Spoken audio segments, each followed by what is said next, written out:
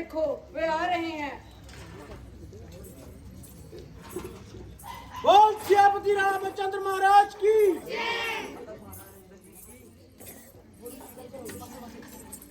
राजकुमारी तरकीब की। बोल सियापति रामचंद्र महाराज की। महाराज की जय।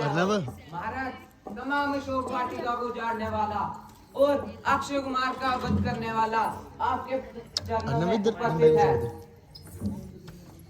मंत्रियों, जो दंड महाराज कहे इसे दिया जाए।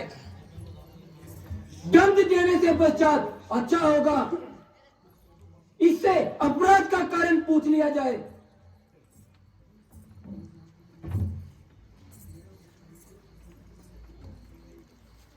जरा बताइए मन में ऐसी क्या समाई जो लंका में आकर आफत मचाई। आपको मृत्यु क्या भय नहीं लगा?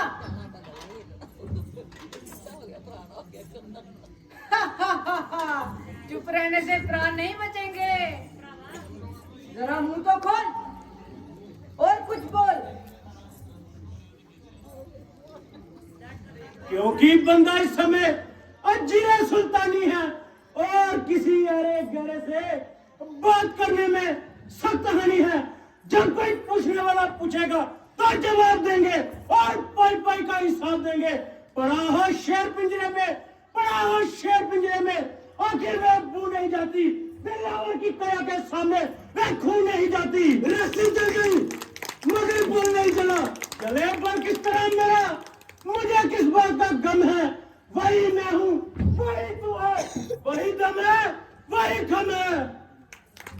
अरे नीलक, ये नीच कर स्वीकार करने से अच्छा होता कि कहीं डूब कर मर जाता, जिससे पवन पर आवाज विद्याधर पर तेरे जैसे कबूत के कलम का टीका न लगता। अभी भी वक्त है तेरे पास पश्चाताप करने का। क्या है काम तूने रावण, विनाशक तू मरने का। अरे निर्बुद्धि, तुझे इस दशा में देखकर मेरी गर्दन मारे लगा के झुकी जाती है, मगर शोक तुझे कैसे नहीं आती। अभी तक तो झुकी है, ये तेरे झुकाए से एक दिन नजर नहीं चमकेगी। ये तेरे उठाए से।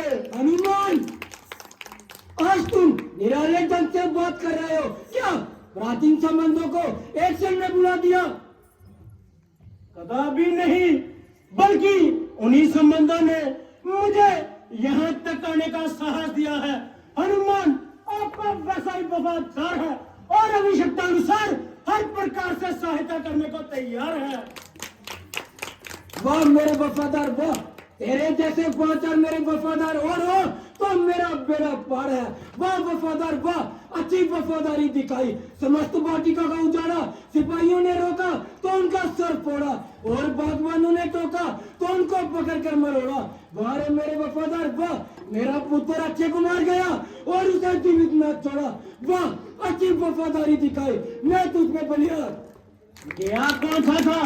मैं उनको बुलाने के लिए, आप ही आए थे वे झगड़ा फैलाने के लिए। फल आखिर आते हैं किस काम? खाने के लिए। था जुर्म बांध लेता घर ले जाने के लिए। नाहक इतनी सी बात में पीछे मेरे पड़ गए। मुझे मारने आए थे, खुद मर के चल दिए। प्रश्न तो ये है कि तुम यहाँ आए किसके कहने पर? आया था श्री रामचंद्र जी और सुग्रीव के कहने पे सीता माता की खबर लाने के लिए। सीता की खबर? हाँ, सीता माता की खबर। परंतु सुग्रीव का रामचंद्र से क्या वास्ता? जब श्री रामचंद्र जी सीता माता को खोजते हुए ऋषिमुख पर्वत पर पहुंचे, वहीं परस्पर उन्होंने सुग्रीव जी के साथ मित्रता की प्रतिज्ञा ली। जिस बलि ने आपको विषम बार कैद किया, उस बलि को श्री रामचंद्र जी ने एक ही बार में दुनिया से नापेद किया। अब आप उनकी ताकत का अनुमान लगा सकते हैं और अपने सर पे इस बर्बादी को टाल सकते हैं। इसका सबसे सरल उपाय यह है कि आप सीता माता को लेकर श्री रामचंद्र जी के चरणों में आ जाए। वे बड़े दयालु हैं, वे आपको माफ कर देंगे। अन्यथा समझ जाइए कि वानर द्वीप का एक एक बच्चा मारने को तैयार है। बस मेरे वापिस जाने की अभिलाषा है।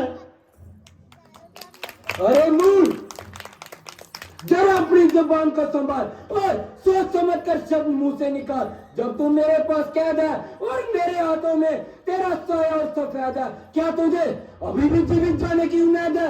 अरे सीता की तो आशा दूर की नार, अब तो वह तुझे भी खो चुके और इसी संग रो चुके, क्योंकि तुम काल के मेहमान हो चुके, जिनकी महिमा के तू बातों बाती के गीत गा रहा है और अपना 1.5 फुट चौड़ा मुख फैला रहा है। उनको मैं अच्छी तरह जानता हूँ। प्रथम कौन? बनवासी राम और लक्ष्मण। दूसरा कौन? सुग्रीव, बुद्धि का दुश्मन, अपनी पत्नी के लिए जंगलों में रोता फिरता और जंगलों में भटकता फिरता। इतना ही वीर था तो उस समय अपनी तलवार क्यों न संभाली और जाकर बाली से अपनी पत्नी क्यों छुड़ा ली? कई की ईट कई का रोड़ा, बाणवती ने कुंभा जोड़ा। अरे निर्लज, 150 मंत्र इधर उधर से इकट्ठे क्या कर लिए? रावण से पंगा लेने के मुस्तीबे बांध लिए। अरे मतीमन, याद रख, अगर मैंने लंका का एक कुत्ता भी छोड़ दिया तो बाद में तो जगह नहीं मिलेगी।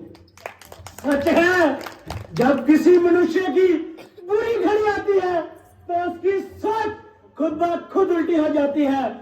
विनाश काले विपरीत बुद्धि।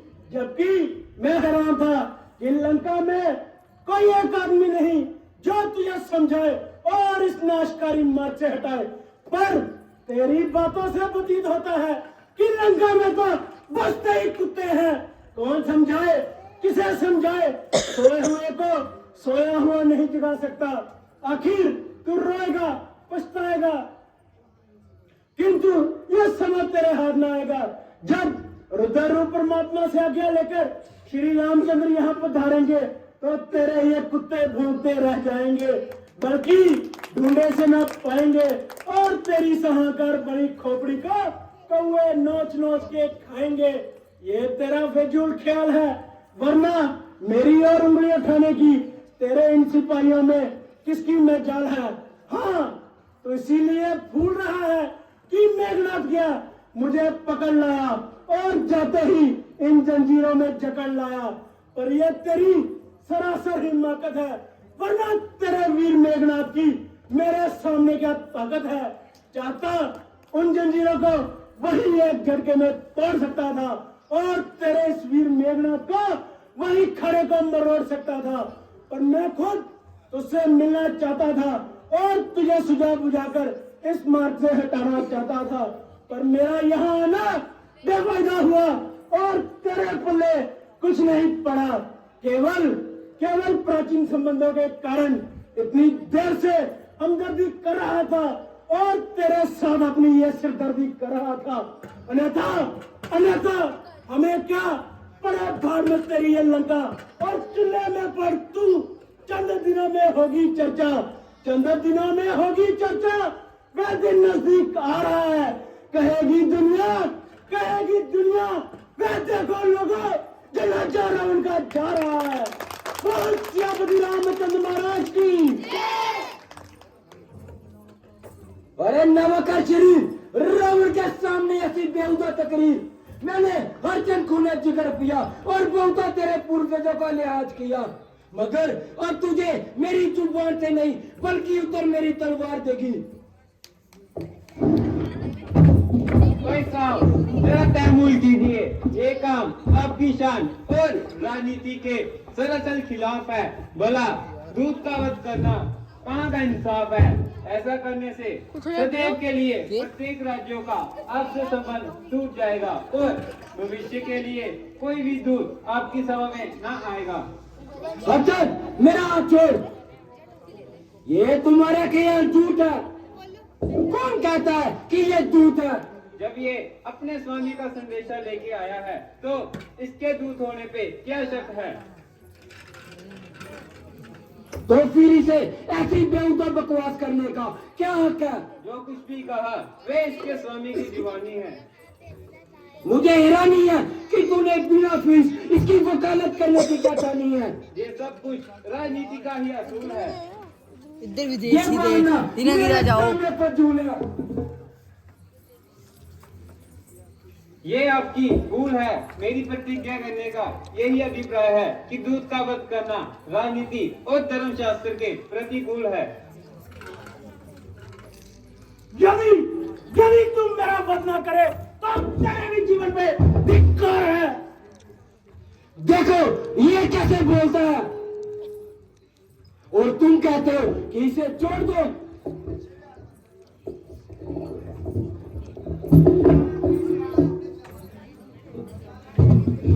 महाराज आपकी भलाई इसी में ठीक है। ठीक है, ठीक है। मंत्री जी, एक वानर को सबसे प्रिय उसकी पूंछ होती है, तो इसकी पूंछ को आग लगा दी जाए। जी महाराज।